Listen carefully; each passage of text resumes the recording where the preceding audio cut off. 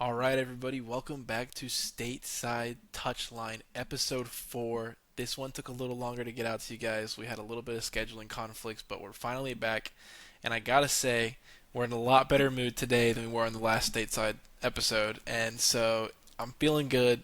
Justin, how are you feeling? You just came back from a little trip. How are you feeling? Refreshed? Yeah, I'm glad that we're doing this. Like Jesus said, we had some scheduling conflicts, but I'm actually excited for this pod. I think we have a lot to talk about, and I think our roles have reversed since the last pod.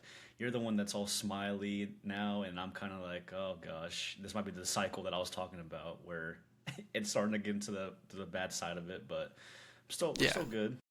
No, and I mean, this has been an absolutely incredible week as an Arsenal fan.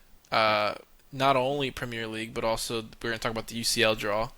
That went as well as you could have wanted it from an Arsenal perspective, but in a way, I'm also a little nervous. I don't like when Arsenal are the big favorites. I kind of honestly, I don't really care who Arsenal play. This is I feel like this is what happens when your team is good now. Is like you don't really fear. Like I don't think anyone in Europe like it does. No one scares me. I actually think if anyone scares me, it's probably like Liverpool in the weirdest way because Schlott like that Liverpool team just seems to turn up against Arsenal. And that would be like a tight tie. I guess City as well, but we don't have to worry about them until the final from both of those sides. I'm pretty sure. So yeah, no, from both sides, yeah, we don't have to worry about them to the finals. So that's exciting. But I guess really quickly we can just kind of get into the UCL talk. I mean, we have a lot to get towards, so let's go ahead and get into it. And I'm just gonna hit you right now. What were your initial reactions when you saw that UCL draw? Uh, I feel like if Arsenal doesn't make the final, then they're frauds. Not even Barcelona. No, because they'd never be bigger than Real, so I don't think they would go through. Yeah. So really quick, let's address that. The people Yeah. were not messing with your take. They did not like that you said Real Madrid is bigger than Barcelona. What do you have to say to defend yourself? They called me everything but a liar, Jesus. I saw every Mm, comment that you could say, but it was all just like, oh, he's still salty from the past and all the Barca matchups, but not a single person said, oh, I'm lying. Because it's true. It's true. Barca would never be bigger than Real. yeah, and I got a lot of flame on that one as well in terms of I did nothing but agree. I just was like, yeah, Real Madrid's a massive club. It's not even didn't even slight Barcelona, but I don't even think I your gotta face say, was shown in the clip. You just like had like a one sentence, and like all the comments were like, "Oh, salty Arsenal fan," or like, "Why is he piping up?" You said like yeah, one thing. everyone just down on me, but Yeah. I will say this. I do think Barcelona actually might have one of the most whiny fan bases, and that's coming from an Arsenal fan. I think Arsenal have a very, very just ridiculous fan base where like online the online presence is just a little much sometimes where I can see why other teams hate on Arsenal, but I think Barcelona See, really gives here's a the good thing. run for money. I think that Arsenal, like, no offense, I just think Arsenal has more delusion, but I think Barca has more of like absolute crybabies. Like they like when things start going wrong, it's always just it's the refs or which they have, can't talk about that. But yeah, I think they're more like I agree with you. They're definitely more of the crybabies. Yeah, I would say delusion wise, Arsenal are pretty delusional. Especially, I feel like it's almost a meme now to be delusional as an Arsenal fan and be like, Kind of hot gets it. take. That's not really a hot take. Hmm. Kai Havertz is the better than Erling Haaland, and then you're just like, all right, I can back it. Yeah. Uh, but like, I would say the team that can't get good again, and their fans are actually the most delusional is United. Like the conversations that would be had if United were top of the table or in the running for that, oh my god, we'd be hearing the worst think pieces on like Malasia or Tyrell Malasia is Get the him out, best. by the way. Get him Yeah, out. he got Dude, oh my gosh, that goal?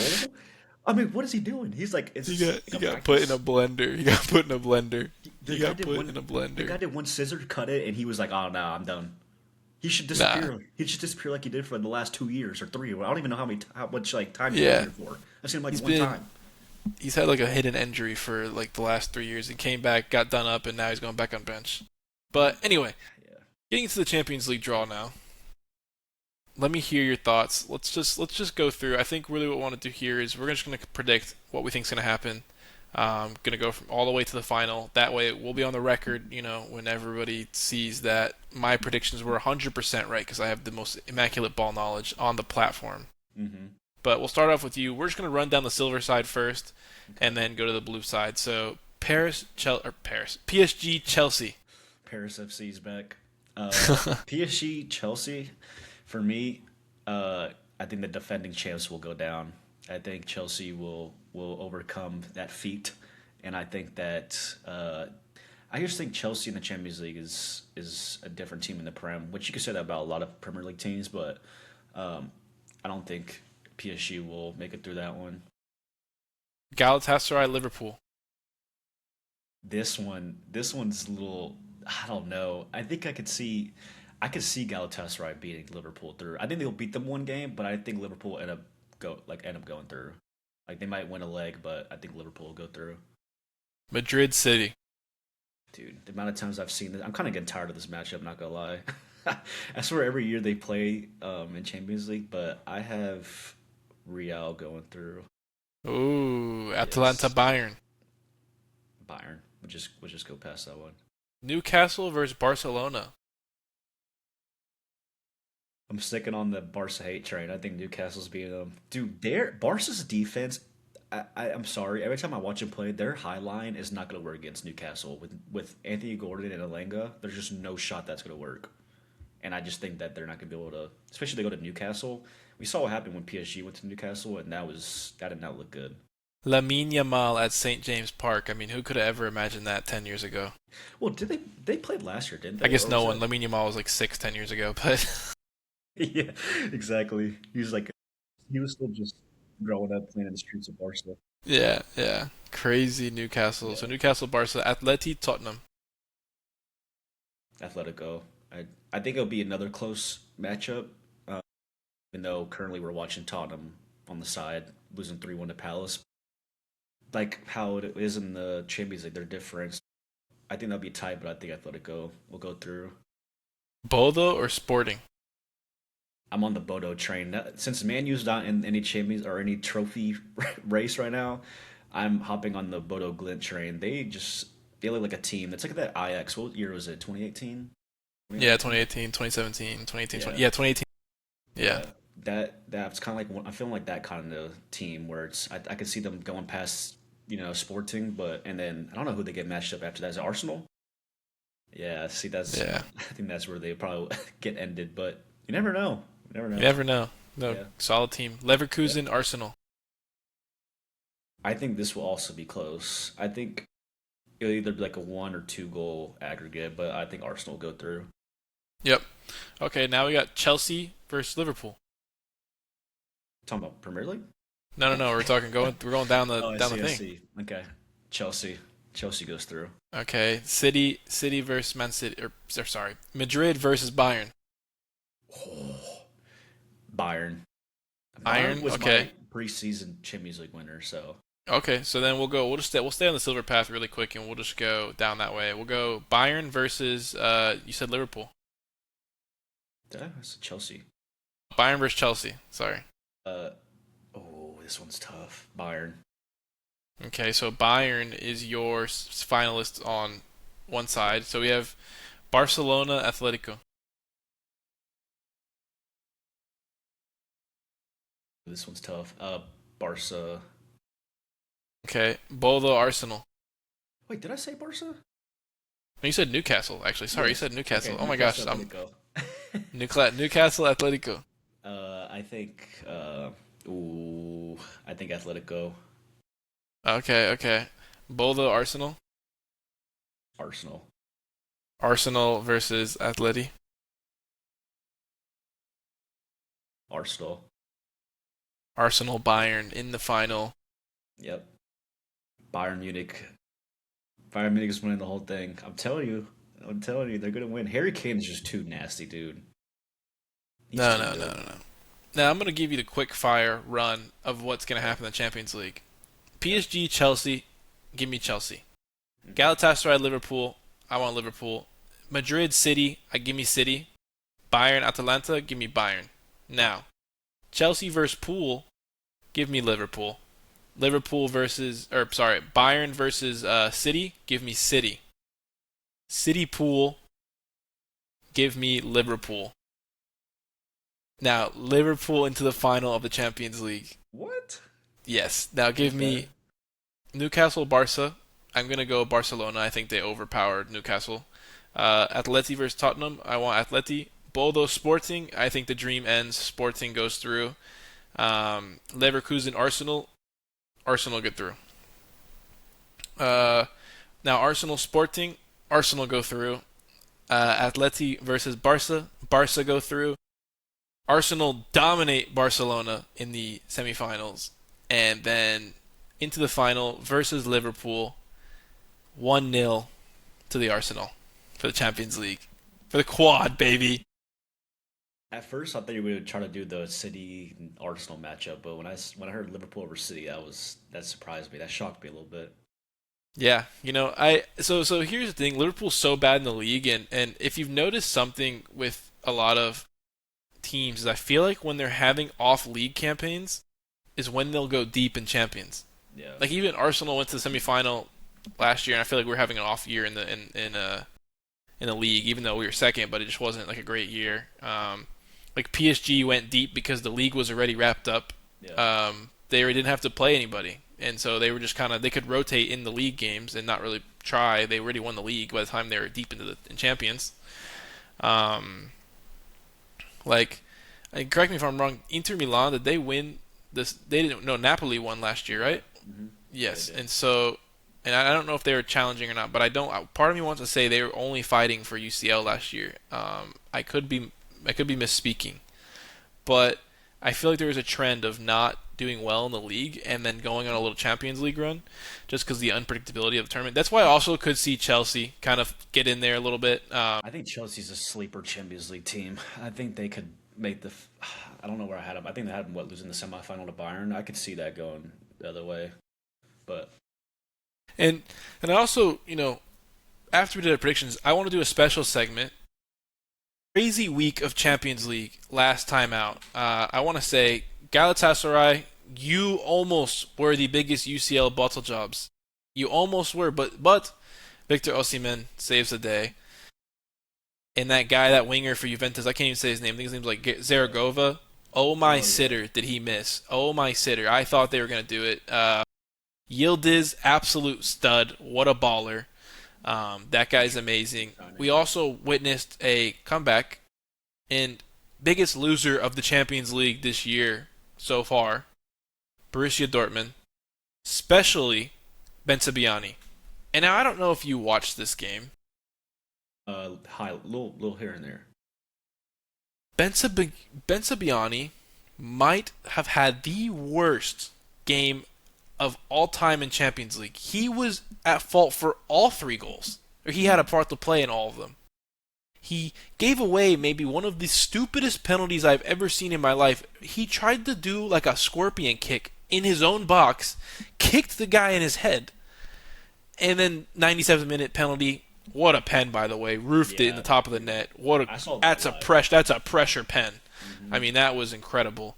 Yeah. Um, so in honor of Ben Sabiani, I want to give you a bottle job.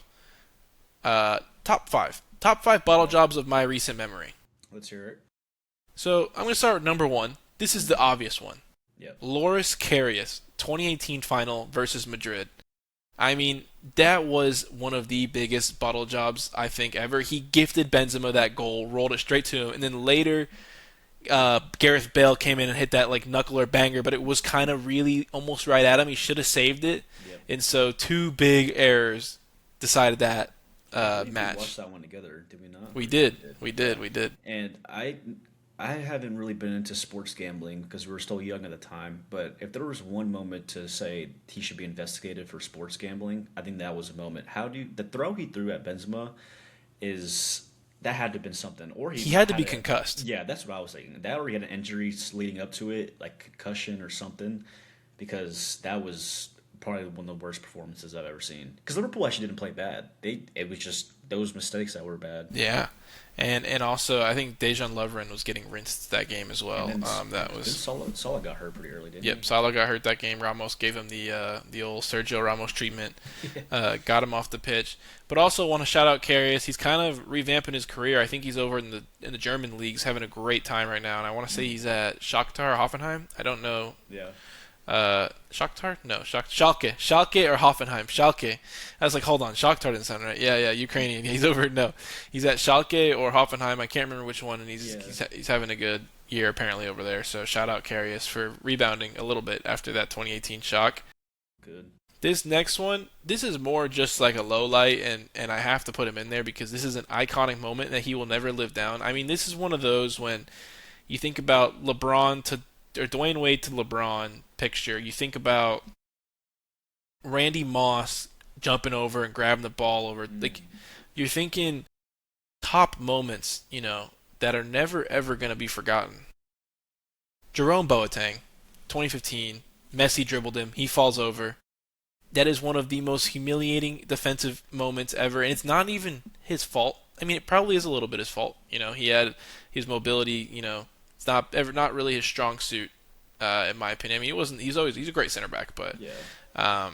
yeah, Messi just put him on the ground. I mean, and you get put in the bottle job top five because you just got did like that. I mean, that's really all we There's a can few say. moments where when you pull out that stank face, you're like, ugh. Yeah, That was one of those where Messi, when he cut into his right foot, you were like, and saw Boateng just, honestly, he just froze and fell over. Like, he literally got yeah, stunned, and then he that got was it. sniped. Yeah, yeah. Like, right when that cut happened, he just didn't even move. And then, That's one of those where if that's my team, you just kind of put your heads in your hand. You're like, yeah. oh no, Boateng, Yeah. No, no, no. oh Valentine, you That know, was time for three. oh no, yeah. And so it's one of those moments where you're like, oh god. Yeah. This one, I don't think you would ever guess this one, but I remember watching this game live, and I'm Hmm. seeing a trend here. I've got two Bayern guys. Bayern is actually involved in three of my things here. Okay. And so, the second one, Umpa Meccano at the Etihad. Yes, And I remember this one. Man's in 2022, 2023. That might be, oh my god, I was Yeah. watching that, and I was like, how is this guy? I think at the time he was starting over Saliba in the French national team, and I don't Yeah. know if I think it they was, or I think Delit was hurt and he was starting or something like that. I don't know, but that game he gifted Bayern or he gifted City that Hmm. draw. I mean, he was horrid that game. Yeah. I mean, absolutely terrible. And I'm putting that in the bottle job because in recent memory, I'm trying to think of players off the top of my head that were just terrible. And Yeah. Upamecano, 2022, 2023 was horrible. Yeah, that was probably single handedly one of the worst performances I've seen from any player. Now this is gonna make the Chelsea fans mad. But I have a double here, a 2 for 1, a little buy one get one Chelsea action. 2008 final versus Bayern. Yeah. Didier Drogba went absolutely ghost mode, and then he pops up with the red card. I mean, for a guy as high profile as Drogba, probably the most high profile person on this list, tied with his little buy one get one buddy here that I'm about to list out, is a massive bottle for that guy. He was kind of just not there the whole game, Yeah. got the red card, but then in the PK, John Terry slips the infamous slip. Something was in the English water because Steven Gerrard slipped a few years later. The Thames got to him. It's the River Thames. They got to him. They were drinking some of that. Yeah, yeah. So John Terry, Drogba, you guys have made my bottle job list, and I think when we get into the knockout stages, I want to do another segment where we do a whole 11, the UCL knockout stage bottle job 11. I think that would be a fun segment. Yeah. Or we bring three people. Like I think we could do like biggest bottle job of the week or something like that when we get to the UCL. I think that'll be a fun segment. But yeah, Drogba. Can I throw in like Yeah, two that I think that you missed that just comes to the mind? go ahead. One is definitely got to be Steven Gerrard's slip. But that was champions? No, that was Oh, Prem. was this straight Champions League? Okay. Yeah, I was Okay. just doing champions. I was doing Okay. champions. And another one that was Champions League, PSG versus Barca when they were up, was it Yes. 3-4-0 and they ended up Yes. Yes. losing? Yep. That to me is probably the all time bottle job. Also, that was like kind of a team bottle job, and I try to think. I Yeah. mean, you could have put David Luiz there. Yeah. Honorable mentions off the top of my head. David Luiz in that game. I think he got megged by Suarez in that goal. Was that him or was that Silva? I think it was David Luiz. Was that if that was Yeah, the same game? Then yeah, it was definitely David Silva. David Luiz is an honorable mention. Gerard Piqué in the Bayern 8-2 at Barca. Honorable Yeah. mention. Oh God, that game was brutal too to watch. Laurent Koscielny with the red card that ignited the 5-1 loss to Yep, Bayern for Arsenal when we got 10-2.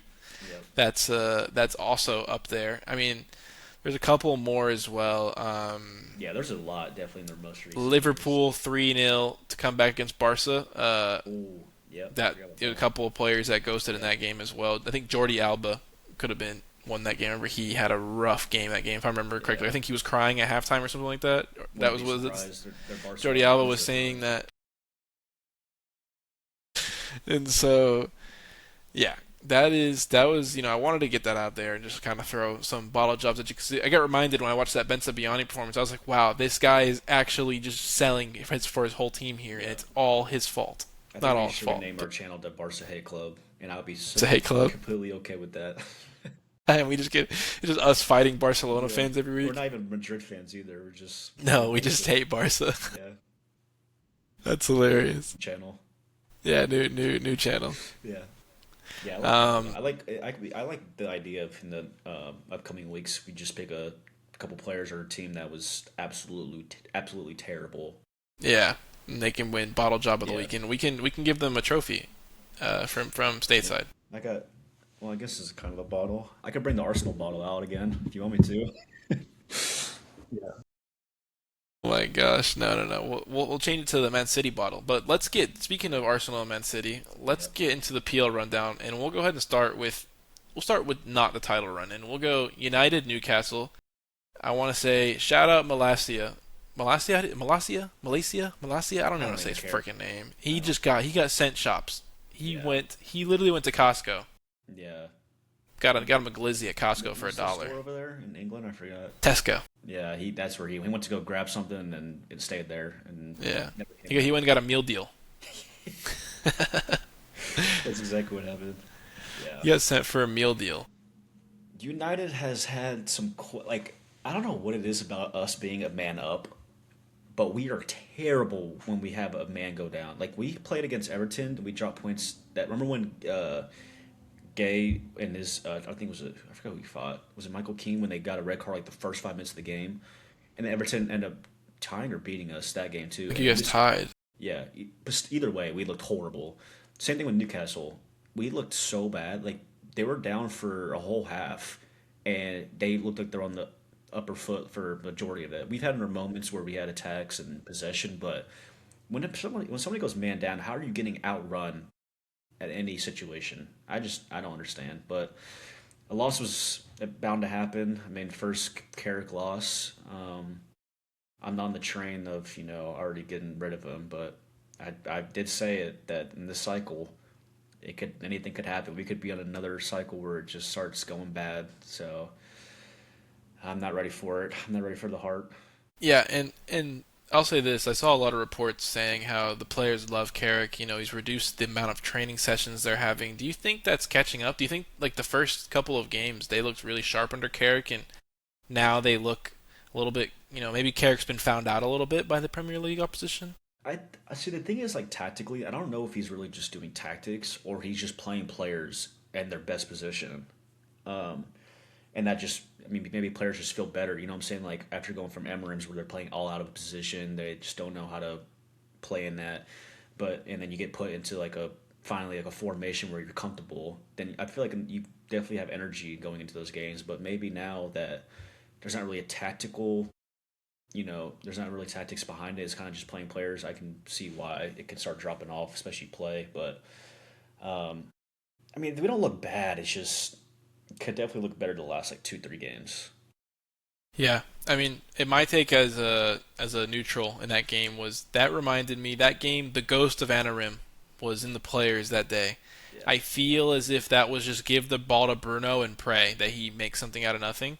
Um, I also want to shout out Arsenal GOAT Aaron Ramsdale. I mean, what an absolute performance he Dude, had. I mean, he that's just a classic Ramsdale performance where out of nowhere he's a great shot stopper. he is. And so Xerxes almost scored a banger, dude, and Kobe. Kobe almost had an absolute insane goal, and both were saved by the Xerxes goal. I was like, wow, that save was just unreal. And I've always rated Ramsdale too. I mean, he's always been a good keeper. Ramsdale's a great keeper. Yeah. And it's funny when David Raya came to Arsenal, I actually didn't even. I was like, I like Ramsdale because Ramsdale is such an elite shot stopper. But now Raya, like, you Yeah. clear, like he just creates so much calm on the ball. Like Yeah.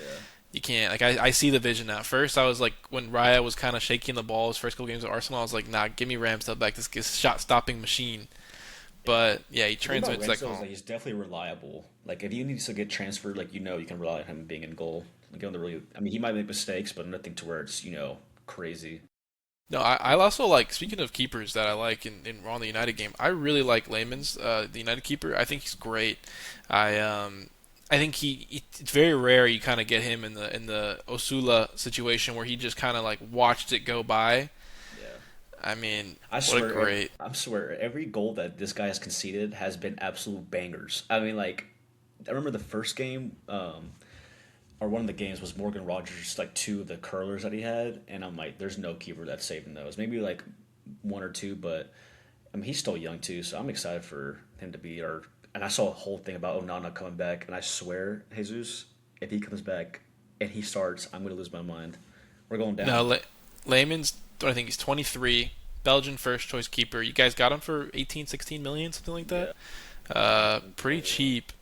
I mean, you can't complain there. And also, it looks. I mean, Sheshko didn't have the best game there, but he looks to Yeah. be coming alive. Yeah, you So can definitely that's tell also where he's starting to get positive. that confidence with touches and passes, and You can you can also tell why Arteta wanted Sheshko. I mean, that is an Arteta player if I've ever seen yeah. one. I mean, that like you could tell why that was his first choice and not Gyökeres. Hmm. And I mean that man, that's I always said I think Gyökeres would be better in United and Sheshko would be better in Arsenal. But Thank you, Arsenal. Thank you for this gift. I appreciate it. yeah, I'll say, do you have any more to say on the United Newcastle versus United game, or should we move into City Forest? I think I can't get too overworked with that game, so I think we should just move on. All right, City versus Forest. Now this game right here exemplified why I'm confident that Arsenal will win the Premier League, and I have maintained that. And that's why I came on the pod last time.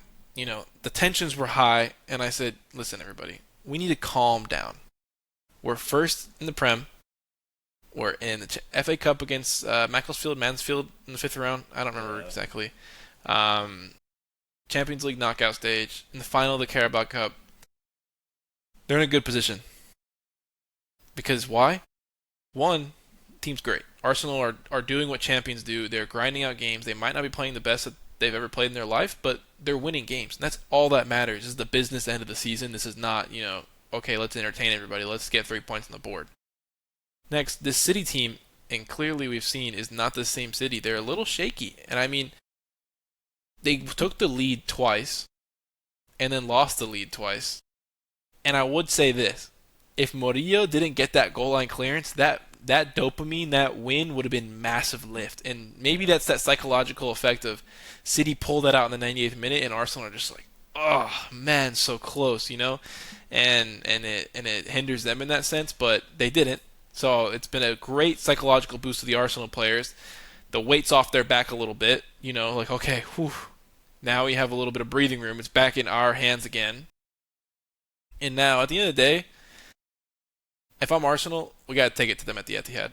I want Yeah. 3 points at the Etihad. I want to take it to City. I also that's why I want to beat them in the Carabao Cup and then beat them again at the Etihad like so badly.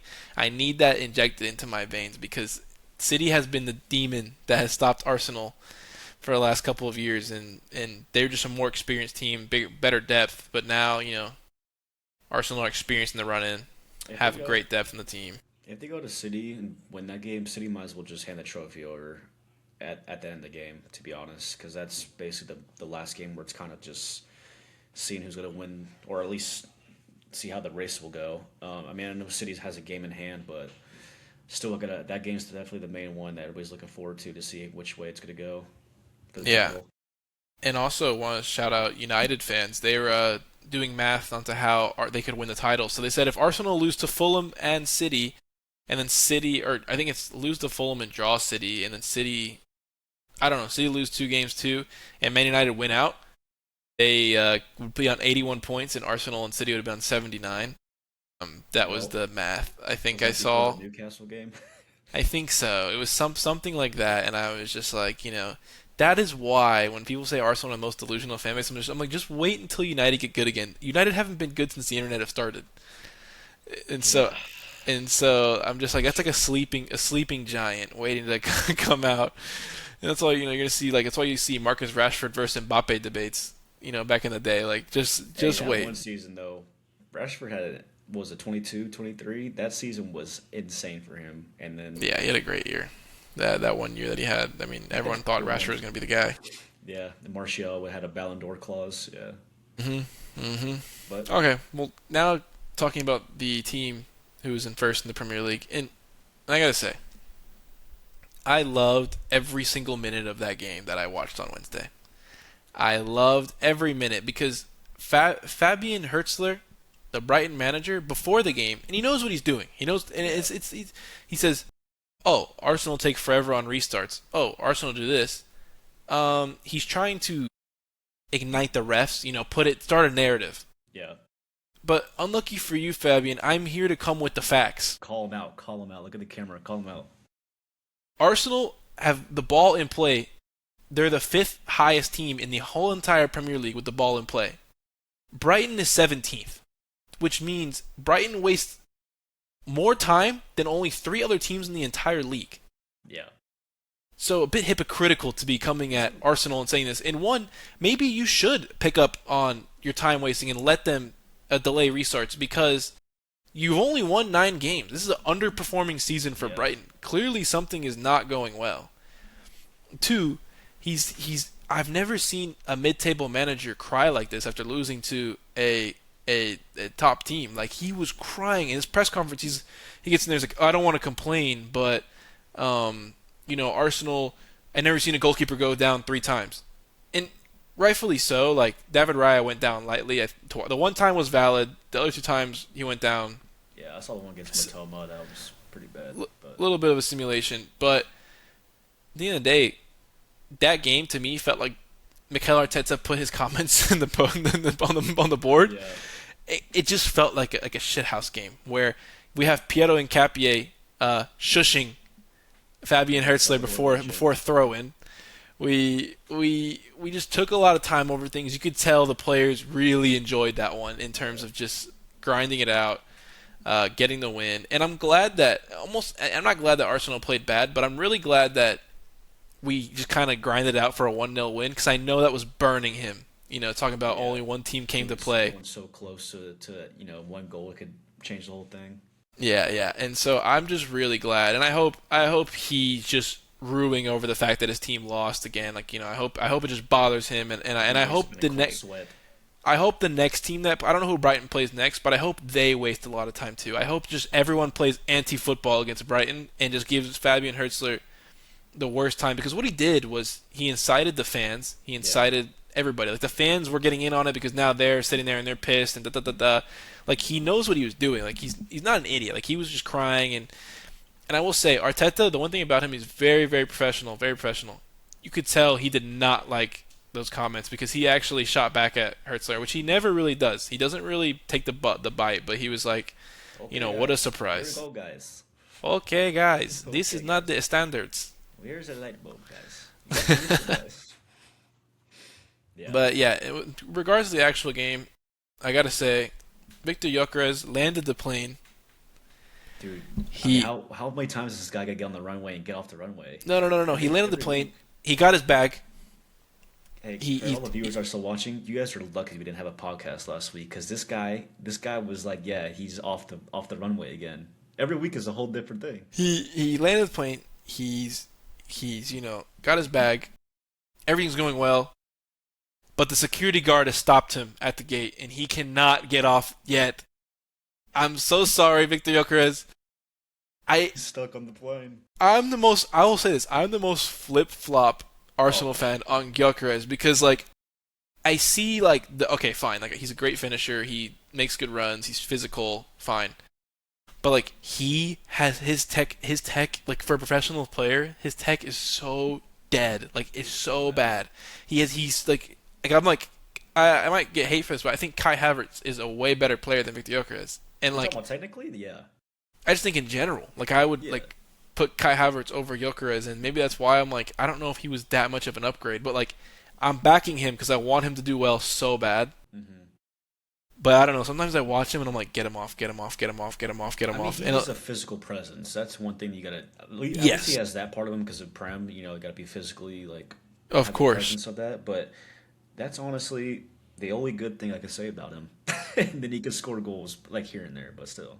Like, I don't know. He's killing me a little bit, and I don't know. Yeah, I don't know. I just feel like sometimes like it's just not the best, Yeah. and he still hasn't scored against anybody. He's scored against all relegation teams. He scored against Tottenham. He scored against Leeds. He scored against uh, Nottingham, I think. Which you can't like disregard those goals because I mean, you got to score in those games. You I can mean, only score who's in front of you. yeah, exactly. And I feel like every time he does score, it's always two goals. Like every time I see him score, he's always got a brace or something. But then it Yeah. takes another 5 games for him to get that next brace. So. I mean, he's got 4 goals in February. I mean, up for Player of the Month. He probably will win Player of the Month in February in the Yeah. Premier League. So, I mean, shout out him. That's what I'm saying. Right now, security's doing an extra check, like making sure that he can get off the plane. Yeah. We'll provide you an update towards the end of the season on if he makes it off of the plane. The sensors started beeping. Yeah, yeah. He It's brought stuff. something illegally in his bag. We'll Yeah, see if he makes it out. we'll But see. also want to shout out Bukayo Saka. He's coming back to it. Like he looks healthier. He looks like he's moving better again. And I can't say that this is the perfect time for him to get back into form. Obviously in the run in, this is when you want your players to look the most fresh. I feel like he just kind of looks a little bit more lively again, Yeah. and he's got a little step in his stride again. I feel like he was just really knackered slash like the hamstring injury. Like he was still working his way back, but looks great again. And I guess in a way the whole offense was anonymous, but had a couple of moments of good combo with Eze. Did really good there. Yeah. Also, shout out Hincapie. Uh, Dude, since that Man U game, he's looked like a solid. Is he on loan, by the way? yes, but it's a loan with obligation to buy. That was a FFP thing. I actually like buying him.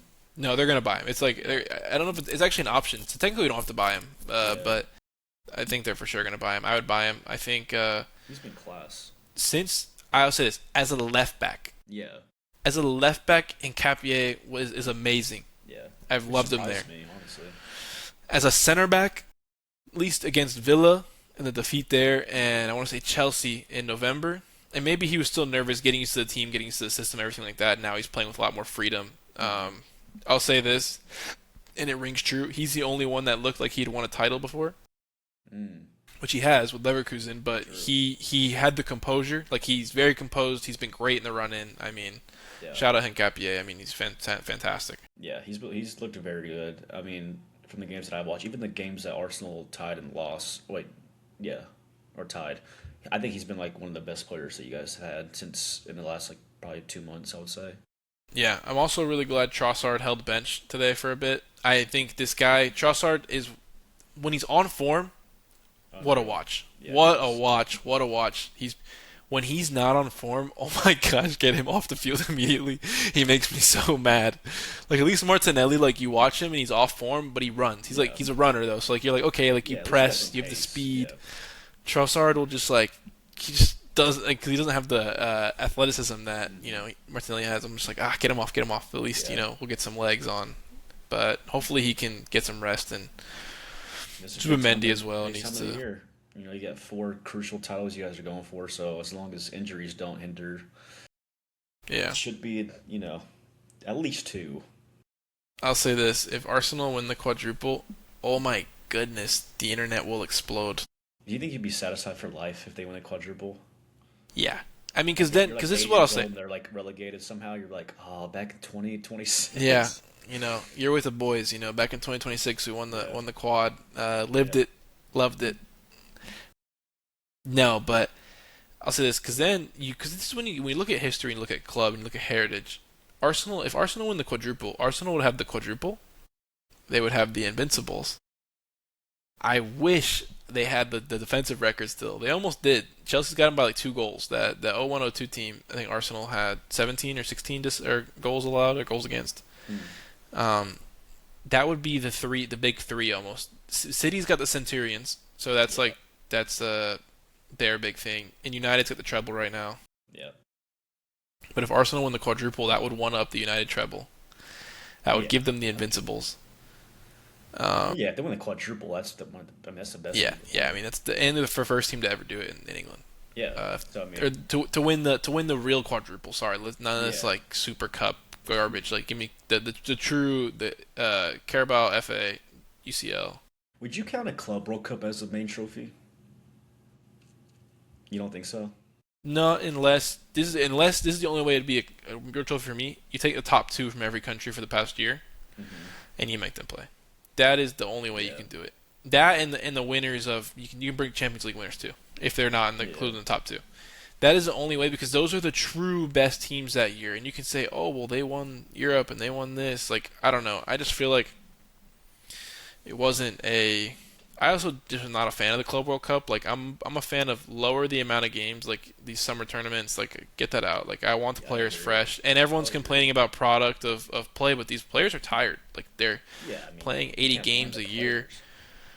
Also blaming like everyone's blaming Arsenal for this. This is also I'll get your take on this. Everyone's blaming Arsenal for the style of play and this physicality and everything like that. But can we talk about just has soccer become so over tactical where teams are just sitting in these low blocks of death and despair and you just can't create anything because they're sitting with six guys in the box. I Yeah. mean, when you have six professional defenders in the box, even the best players can't create. And that's why in Europe all these games are, you watch a Premier League team play in Europe and they're like, "Oh my god, I have space, I can run, I can play." They can't play in England. It's because these teams are sitting back so much. Yeah, I mean, the thing that I don't get is when people complain about something that got exposed tactically. Like all the time, I know I make fun of Arsenal like corner kicks, but like, I mean, if it works, I mean, keep doing it. I mean, why would you keep the only problem where I have with it is that start messing with the goalies. Like if the goalies can't do anything, and then that's where I'm like, okay, well, that's just annoying. But if it's like set pieces, like plays, I mean, why not just keep using it if it works, or even just if a team's physically overpowering another. I mean, might as well. But like yeah, like you said, people that sit in the low block is just. I guess you could say that's tactically just a way to play too, but it is so boring to watch. I mean, I get like maybe winning 1-0, but doing it every game is just so tough to watch. Yeah. No, I agree. And I also think on the set piece thing is like I was having this conversation earlier with somebody. If you're gonna have corners, okay, fine, you want the refs to do something? Alright, so we're gonna call everything. So now corners are just gonna be irrelevant because you're gonna call everything. And Yeah. so okay, there's so much pushing and shoving and then that creates the whole controversy of like, oh, you called this, but then you didn't call that. Yeah, that's another thing. Refs are just so inconsistent. It's so tough to Would you watch. rather them have WWE in the box where like at least you know both ways, no one's gonna call anything, it's gonna be hectic, gonna be chaotic, or would you Yeah. rather have we're gonna call everything, but then 15 games in you're gonna get someone get pushed and they're not gonna call it, and then you're gonna be like, well, you called it in this game, and then it creates that whole controversy around the refs and VAR and everything Yeah, like that's that. that's what's tough, like you said, because even if it was like a WWE style, it's like even then to that sense, it's like what do you even call what's like Yeah, tackling somebody or like what's pushing or what's pulling, because you could be holding on a guy's jersey for the whole time and not get called. I mean, they do it every set piece. I mean, people hold jerseys all yeah, the time and like jump up and stuff like that. I think as long as keepers don't get involved or it starts bumping into keepers, then I think it's fair play. Honestly, if you get out muscled, then got to tactically find out how to not get out muscled. Honestly, yeah. You gotta hit the weight room, and I yeah, mean weight I want room to or shout even out. get like a better position. You know, Yeah, yeah. Switch positions. Be it go to the front post if you can't handle yeah, the big dogs in the back post. yeah, I also want to shout out Gary Neville because he's been the big guy I keep seeing complaining about these corners, and I have a special memory. It was Brentford, I think it was 2022 or 2021. Bernd Leno was in there, and everyone wants to say Arsenal started this set piece thing. It was actually Brentford, so Brentford deserves some credit because they were the original set piece kings, and they've been doing the long throws forever and hmm and, and doing this. It was a long throw in, I think. Bernd Leno had both of his arms held behind his back by the Brentford player, and Arsenal draw that game, and everyone's like, "Where's the foul?" He's yeah. getting both of his hands held. Gary Neville goes on air, and he goes, "For me, the goalie's got to be stronger there. Stronger. He's They both of his shouldn't be arms being held." involved. they shouldn't be involved in the play. I mean, they're like kind of like how I mean, might sound American, but it's like how a quarterback. I mean, you got to protect the quarterback like how you would protect a goalkeeper. I mean, there should be they should not be involved in set pieces. I get like maybe a little bit like just touching, but like You when the stand ball's there. Like if yeah you yeah if the ball gets played in and you're on the goalie and you're bumping out the way, then it should be called every time. yeah, if I my take is this: if your hands are above, kind of like shoulder level in a way, or you're grappling with the goalie, Yeah, penalty. If yeah, you are standing there and looking at the ball and you're playing the ball and not playing the goalie, yeah. that's it, right? The And, one and I thing I think will that would be the say, fair way. if it's a 50-50 in the air, like if the goalkeeper goes out to punch it and you go out to head it and you win it, but you still bump the goalie, I think it should be the header because it's like a 50-50, regular 50-50. Yeah, yeah, So no, I agree. keeper's But if using you're their playing the hands. ball, Yeah, which is the rule, yeah. but I think there's a lot of grabbing and stuff with goalies. Like I think if you're grabbing the goalie, Dude, I don't know if you watched the Everton game when Man U played Everton. There was like a good 5-10 minutes of corners where Everton players were like pushing and pulling our the inside of the six, and it was so obnoxious to watch. Like, there was like 3 yellow cards given in the span of like 5 minutes because of the corner kicks, and it took forever to take it because that's the same thing that happened. Like our goalie kept getting pushed, Maguire was getting pushed into him, and then Maguire would push back and throw him to the ground, and it's exactly what we're talking about, really. yeah, no, it's crazy. But Yeah, we could sit here all day and argue VAR, freaking corners, and everything like that. But yeah. um, we're getting to that time of the episode now where we have a little bit of the fun segment here. So I think did you go first last time or did I go first? I can't remember. I want to say that I went first last time. Believe so. I can go So first. I think it's your turn to go first. So what do you have for us today, We Senor? get a little bit of, is he perfectly rated? Is he underrated? Or is he, overrated? Ooh, Okay. So I'm going to give you a list of players, and you're going to give me one of the three where you think they're underrated, overrated, or perfectly rated. I like this. I can get some hot takes here. I like Exactly. this. We can clip this. A lot of clips coming up, hopefully. So, all right. Number one, Keylor Navas. Oh, that's an easy take. Keylor Navas is one of the most underrated goalies to ever live in this entire world. I agree. Keylor Navas is instrumental in the three-peat that Madrid had in the Champions League. Keylor Navas also brought a Costa Rica team to the knockout stages. Keylor Navas is arguably one of the best goalies of his generation. Argue with a wall. I completely agree with that. For a second, when you were going, I was like, please don't say overrated. I was like, please, because I think he's so underrated too. Next one, Mario Mandzukic. I think Mario Mandzukic is perfectly rated. I think Mandzukic is exactly what you think he is. He's a serviceman. He's a mercenary. He'll get you some goals. He'll do some cool things. He'll hold the ball up well. But other than that, he's not an elite striker. He's not a bad striker. Perfectly rated. Okay. Jude Bellingham. Jude Bellingham is starting to get underrated. Underrated? Jude Bellingham is starting to be underrated, and Hmm. here's why.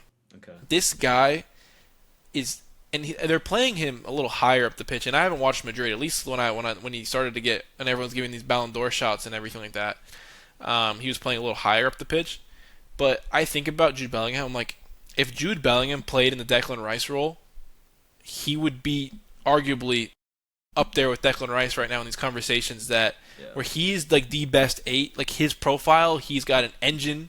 He can dribble the ball. He can pass the ball. He can shoot the ball extremely well. He has the vision and technical abilities of a 10 with the motor of an 8. And, with the right coach to get something out of him, on the defensive side of the ball where he does the work there as well, the guy is actually a dream midfielder. I think, if anything, he's starting to become underrated because people are forgetting how amazing this guy is. And I think Yeah. he'll come back and he'll show everyone why he was in those conversations early on. I think what's kind of hindered him, in my opinion, is all the egos that are around him. I think that if he's on a team that have more of like a chill personalities around, like play more as like a team than individually, I think he would absolutely thrive. I agree. Because I mean, when he first got there, I would say Real Madrid wasn't like insanely like crazy, but they still won a Champions League. But yeah, I agree with that. I would probably say more of a perfectly rated, but yeah, I can see those takes for sure. Next one, Olivier Giroud.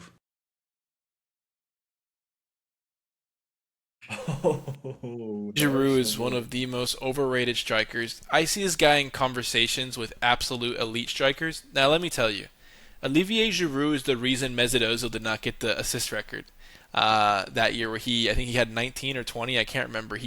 He Yeah. had, I think, about 13 by January or February. Like, he had so much time to pass that record and did it, and that's lots of Olivier Giroud. So that's why he'll always be overrated in my mind.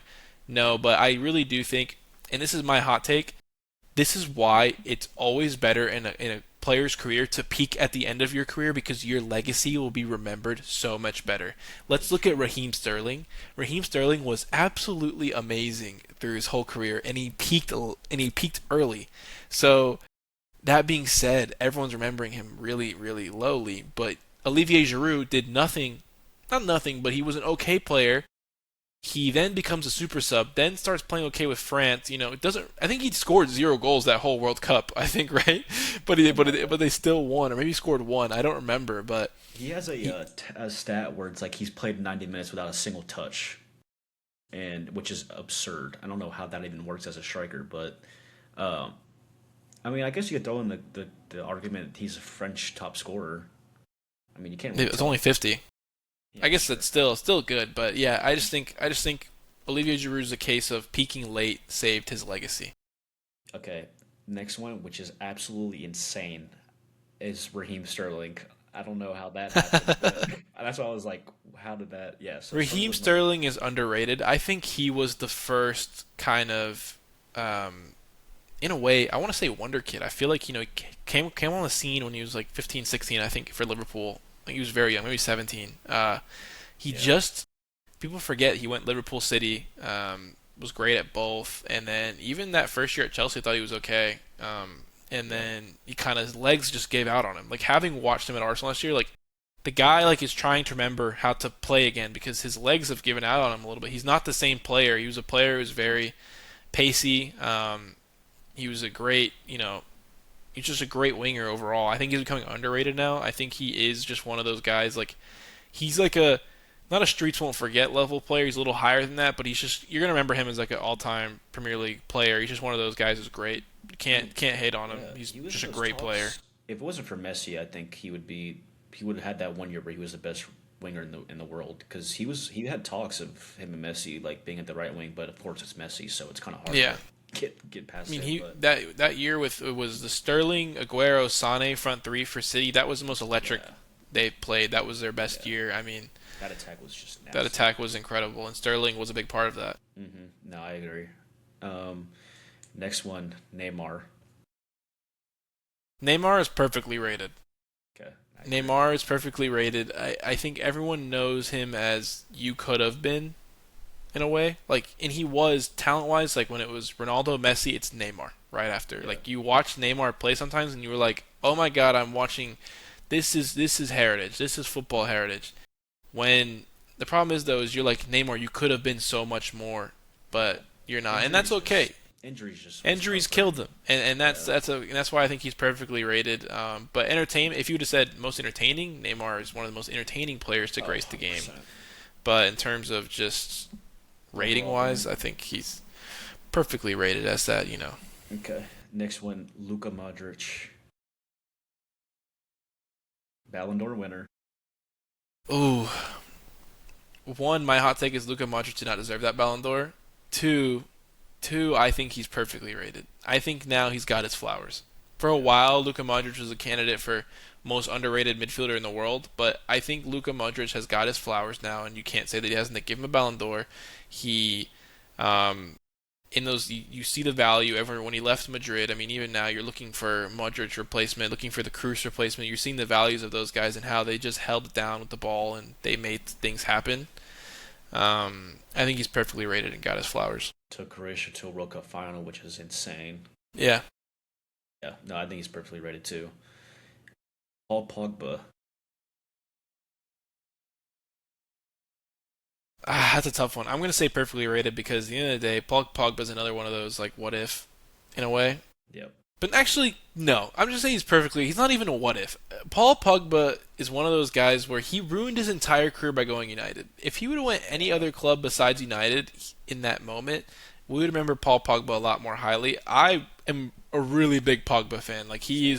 I love Pogba in terms of his game, the way he used shield his body. I love those midfielders. That's why I really like Gravenberch from Liverpool. Hmm. I really love a bigger midfielder who has got some good tech on the ball. Shield uses their body extremely well, can get on the half turn and make things happen. I think that's one of my favorite style of players. I don't know what you would call that, like big half turny guy. I don't know.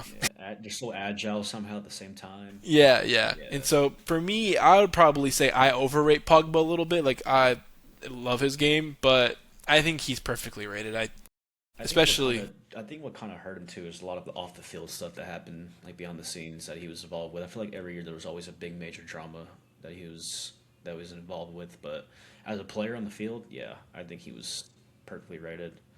Um, all right, I got two more. Actually, okay. I got one more. Okay, James Rodriguez.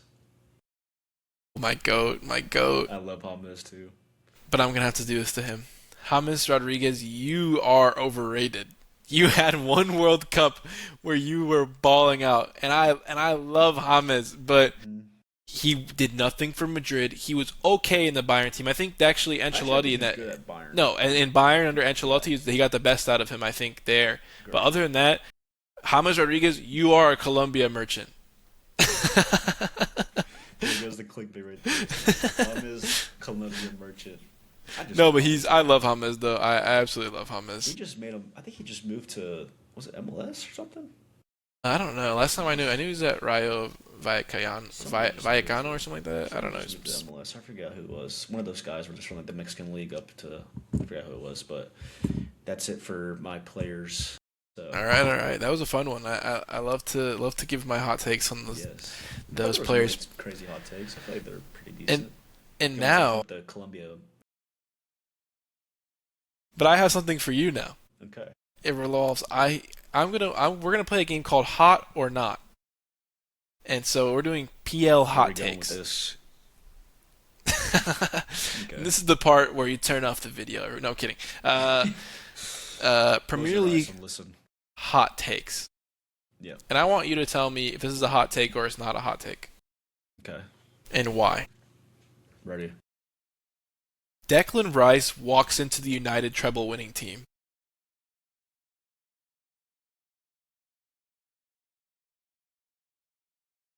That is a hot take. Because he hasn't won anything. He hasn't done anything. But he's a better player than Roy Keane, no? Do you see this is what I'm talking about? There's no way. I'm asking. No, that's a hot take. That is a hot take. And he would not get over Roy Keane. Roy Keane would. It's just such a. Like, when you think of a six, that is Roy Keane. Yeah, 6 out of 10. Gosh. Can't believe it. Bruno Fernandes is a better Premier League all-time midfielder than Mesut Ozil. Well, ooh. The thing is, hasn't Bruno been the Prem longer? I mean, I think so at this point, but I say this is no, for your not a hot take. not a hot take. So you're saying that you think Bruno Fernandes is a better midfielder than Mesut Ozil? Like a Premier like yeah, he's a better 10. Like that's like he's going to have a better Premier League legacy than Mesut Ozil. Oh, yeah, Premier League legacy, 100%. Because Bruno is an all-around player. He's got an engine. I mean, he can go up to down the field, attacking. I mean, Bruno's perfect. I want to hear you say it. Your hot take right now about Bruno and Ozil. I want to hear it come out of your mouth. What? What's my hot take? That Bruno is a better all-time midfielder than Ozil. Bruno is an all-time better player in the Prem than Mesut Ozil. Not Okay, even people, close. you heard it here first. You heard it here first. This guy's Actually, he's delusional. a better all-time player overall, even when Ozil's My God! Oh my okay. God! No, Oh yeah, my God! Oh my way, God! way better. Okay, next hot take. I can't. Next hot take. Pep Guardiola only makes very good teams better. He could not make a bad team good.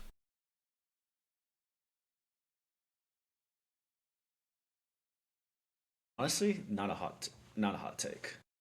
Ooh, I don't think it's a hot take. I don't think it's a hot take because we've never seen it. Exactly. Like, what team have we seen him go into where, like, oh, he's got, like, kind of have a project on his hands? I feel like the one time he did, they were kind of, he was, like, in the papers about getting him out. Like that. He Was it hasn't. last year? He's literally managed Barcelona, Bayern, Yeah, City. and City. I don't think he's That's managed anyone else.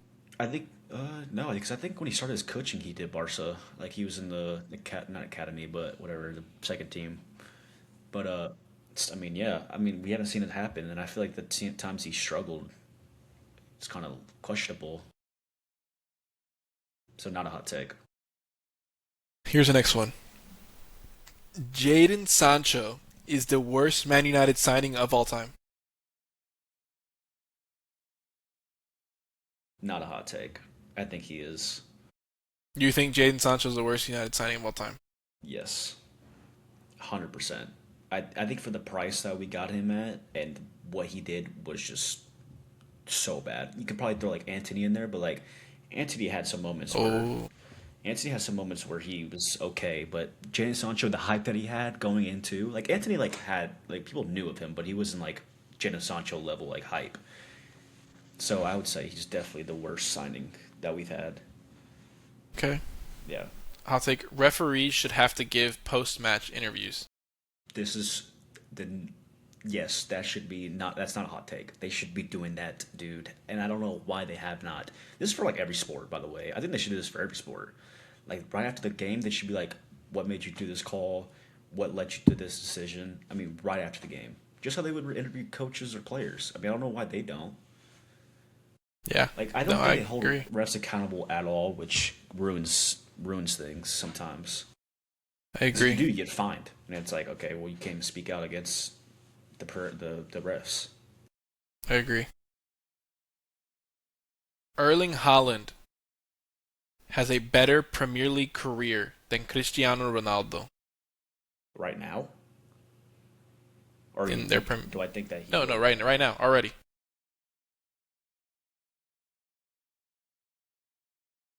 Hot take. Oh, yeah, I would leave more hot take just because Ronaldo won a Ballon d'Or basically won a Ballon d'Or at United whenever he was. I mean, that was one of the best players of all time. Like, could you like that season where he won that Ballon d'Or at United? I mean, I don't think there's that many players that you can even put him put ahead of him, let alone like Holland. Fair, fair. But well, I will say though, at the end of his career, I could see Holland being better than Ronaldo Yeah. Gabriel is the best weapon off of corners of all time. in the Prem. Of all time. That's a hot take. Why? Who's better? Have you heard of the man named Sergio Ramos? But could you argue that Ramos is not as good as Gabriel? Off corners, off corners, off corners. Off. No, I mean, how many goals does he have? I don't even know. Like, Gabriel, I think he's got like 18 maybe. if you're talking about like Prem, then maybe he could get tossed in there just to help, just to satisfy your take. But all No, no, time, no. Ramos is the guy. No, yeah, I would Sergio never. Yeah, Ramos is but just insane. the final hot take: Michael Carrick will be the first English manager to win the Premier League. Hot take. I don't think it's gonna happen. I don't think it's gonna happen, Jesus. I think we're gonna be Champions League. Like I think we'll be in it, but winning the Prem with Carrick, I think we got a long ways to go for that one. Yeah. But Well, we'll see. Hopefully, that's all my hot takes I have for you, and I and like that. I think that takes us to the end of the episode now. Do you have any Yeah, final words for the people after so long? yeah. Apologies for taking so long for this episode, but hopefully we get back on track in the next following weeks. I'm glad that we're back. I was excited for this one. I enjoyed our time. Thanks for watching. No, yeah. Thanks for watching, everybody, and we'll be back next week. We'll be going over the Champions League action, and then we're gonna have a fun month. We're gonna get some Champions League action, then we're gonna get the international breaks. We're gonna do some Yep. fun stuff. We're gonna play some games. We're gonna get some World Cup, some international ball Maybe knowledge, maybe some special guests lined up. maybe some We could special maybe guests get lined up. We could do a some little. We'll have some fun with this. We're gonna do a couple of yeah new things for you guys. Maybe it's not gonna be your traditional pod, but it's gonna hmm be fun.